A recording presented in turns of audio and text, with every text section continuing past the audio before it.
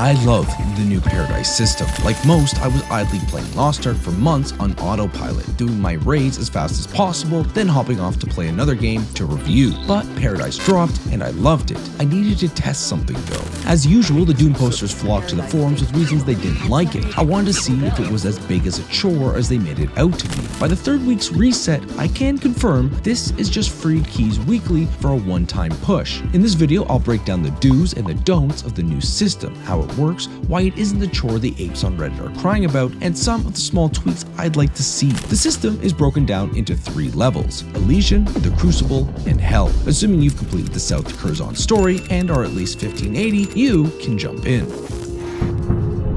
First up, Elysian. Basically a gigafast chaos dungeon. It has 3 phases: minor mobs, notable brutes, and a boss. You can clear it in around 30 seconds if you use your T-skill on the brutes, then your awakening on the boss. Below 1640 you don't have the T-skill, so use your highest DPS skill on the brutes, then awakening on the boss. Classes feel weaker in Paradise for 2 reasons. First off, Paradise gear is only usable in the system. A 1740 character starts as strong as a 1580. Only your skill window transfers. No enlightenment tree, or arc passives, or even the runes for that matter. And the second, your identity isn't fully active. Classes are given a base form that loosely resembles one or both of their identities. For example, I main Mayhem Zerk. In Paradise, I don't start with the ability to go into Mayhem form.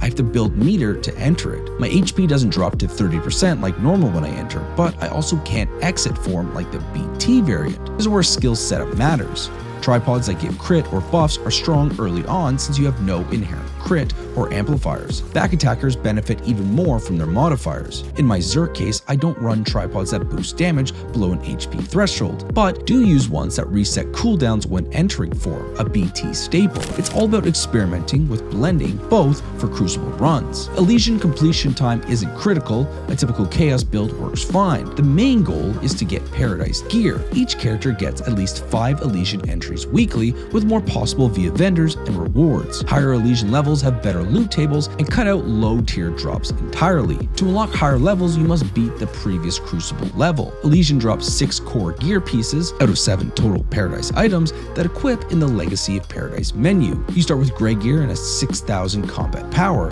and work up to ancient. Now, what are you looking for from the gear? Tier. Higher tier equals higher base combat power. My legendary sensor at level 7 has 80,000 power, versus a blue mask at the same level with 4,000. Quality. Higher quality gives better stats. Attributes. Dismantle unused gear in the material extractor for tier matching stones. Turn on auto dismantle to speed this up. Stones are used to level gear, granting attributes like gauge gain, crit, cooldown reduction, or raw damage, or can be exchanged for extra Elysian Crucible entries via the vendor. Legendary Plus gear has resonant skills, with more effects unlocking in weeks 4+ as people access level 9 across their gear. These will likely define late season builds. Elysian is quick and straightforward, but if you're new to Paradise, check out the do's and don'ts later for efficiency tips.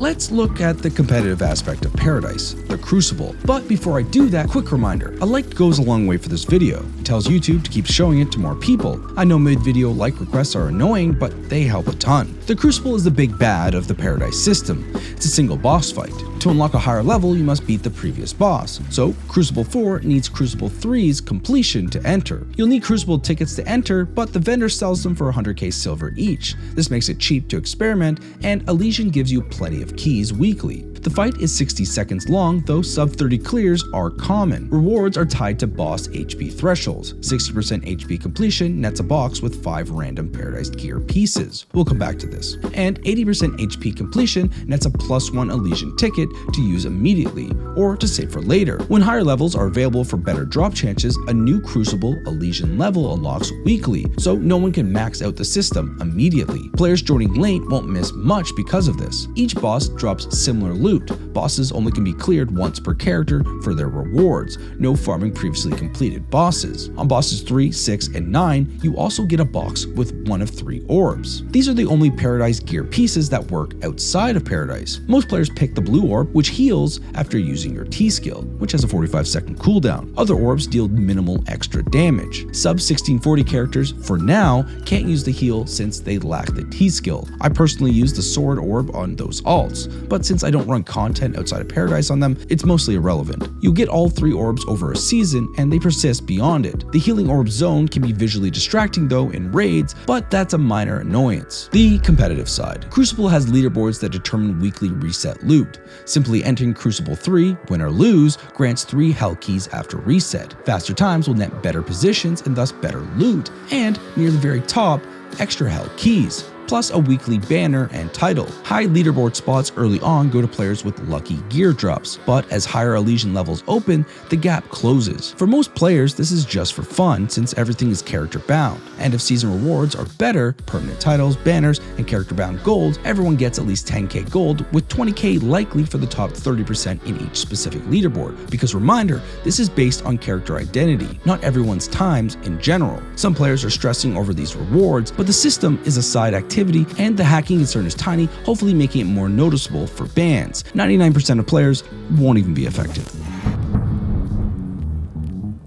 Welcome to Hell, the loot zone of the Paradise system. This mode gives you 3+ loot options at the end, based on the floor you reach. You get keys for Hell weekly, seemingly just for entering Crucible 3. You don't even need to beat it. After the weekly reset, each eligible character gets a minimum of 3 blue keys. If that's all you want from the system, just enter Crucible 3 once during the season and then sit back and collect your keys. Higher keys require better Crucible performance.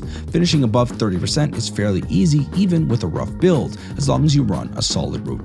Key colors determine attempts. Blue equals 5 attempts, purple equals 6 attempts, gold equals 7 attempts. Attempts are rolls on a 1 to 20 dice to leap down floors in a tower. The farther you drop, the better the rewards, with floor 100 being the deepest. The rewards are worthwhile in different ways. Silver and accessories are the least exciting for veterans, but can be great for newer players. Rewards include weapon and armor stones, leap stones, fusion mats, advanced honing scrolls, breaths, quality tapstones, special honing tapstones, bracelets, and bound gold, and quantities scale heavily with depth. Hitting certain breakpoints can mean thousands of fusion mats in one run, for example. How does this work? You leap off a side. The side doesn't seem to matter. Roll an invisible 1 to 20 dice and drop. High rolls have a long fall animation, low rolls are quick. You'll land on one of 3 platforms, 2 of which require you to fight mobs before leaping again. Lucky floors are double numbers, like 11, 22, 33, etc. These have shrines that grant a random buff, +1 descent, extra final chest, more loot, or a rocket jump that forces your next jump to roll 15+. At the end, you choose from 3 loot options, 4 with shrine luck,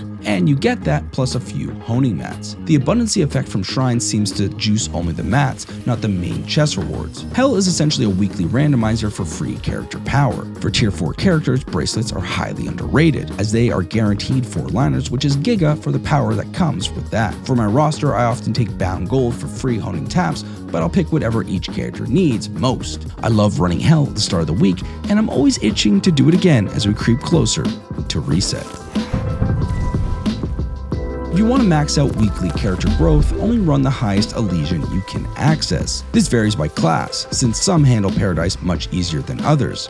To unlock higher Elysian tier, you must beat the previous Crucible level. Starting fresh, you'll have almost no power, so the trick is to aim to get the Crucible's boss down to 40% HP before time runs out. This gives you a chest with 5 gear pieces to equip or dismantle. A colored gear drop early is a huge boost. When upgrading, focus on cooldowns and crit rate first. Some classes benefit from gauge gain early on just to function, so know your class needs. Classes with built-in crit sources can prioritize cooldowns early, then add crit later. Note, in Paradise, you don't have your full identity or spec bonuses, so you'll often want a hybrid build instead of pure focus on specialization utilizing skills. Also note, Chaos tripods may not work as expected here. Once you've got a workable setup, you can beat the boss and repeat for the next Crucible, chasing the 60% reward each time. For my runs on 20-odd characters, class and drop RNG largely determine difficulty. Some classes with built-in crit damage amps start strong, while others absolutely need cooldown reduction and crit just to function. Bad rolls means a few early Elysians might be necessary. You get an Elysian +1 ticket each time you beat a boss 80% for the first time. Ideally, save these for later weeks when higher levels are available,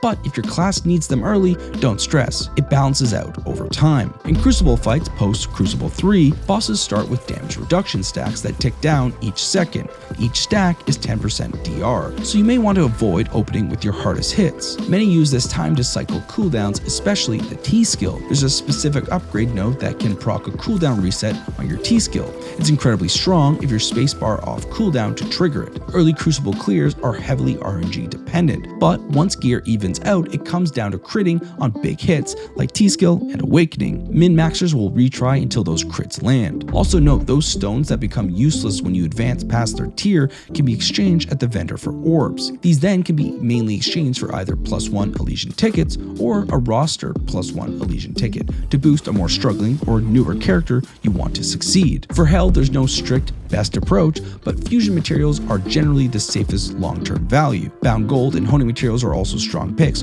for free tabs each week. Pick based on what your roster needs most. I see a lot of posts complaining about these systems. Don't get me wrong, I love it right now, but I imagine in 6 months it might feel like any other weekly task done over and over. There's a Reddit mindset that everything added is automatically a chore. If I love a song and play it non-stop, eventually the fun drops off. That doesn't mean I'll tell someone else to stop binging it, and I sure won't tell them to keep only playing that one song forever. New things in a game I enjoy are fun, especially when the system doesn't even require interaction after the initial push each season. All you really have to do is enter Crucible 3 and coast and get your 3 blue keys weekly, and only run Hell on characters you want to progress. Crucible and Elysian are basically optional. They don't heavily affect your weekly earnings. That said, I do have a few gripes. Skill menu limitations. I love the build making aspect, and I expect skill choices and resonance to matter more in the coming weeks, but Paradise uses your existing skill window setup. We only have 2 skill tab variations by default, and extra tabs cost blue crystal, not gold, which is steep. This is fine for one character, but since it's per character, experimenting can get expensive. I'd love a dedicated skill window for Paradise, or just give everyone a +1 slot. T skill access for sub 1640 characters. In Crucible, and even Elysian and Hell, the T skill is a huge contributor to efficiency. It's often your second or highest damage source depending on procs. Characters under 1640 can't use it, making Crucible much harder if you get unlucky with drops. Thankfully, AGS has already confirmed a fix for this coming in the August patch. UI flow. Accessing all of Paradise's modes should be smoother. Right now, you have to exit after Crucible to do Elysian, exit again to retry Crucible with proper full power, then exit again for Hell. Just let us swap between modes from within Paradise and I'd be a happy chap. In the end, I think Paradise is an excellent addition to the game. In a world where fusion materials have wreaked havoc on everyone, this system makes my life less gold intensive and makes honing alts not just in item level but in strength much more gratifying. I love how Elysian and Crucible tie gearing into time trials, taking a familiar activity and turning it on its head. You get rewarded for making a great build or just getting lucky. It improves the new player experience, but as a vet, I also genuinely enjoy it and can't wait to see where it goes. How are your experiences with Paradise? Do you love it like I do?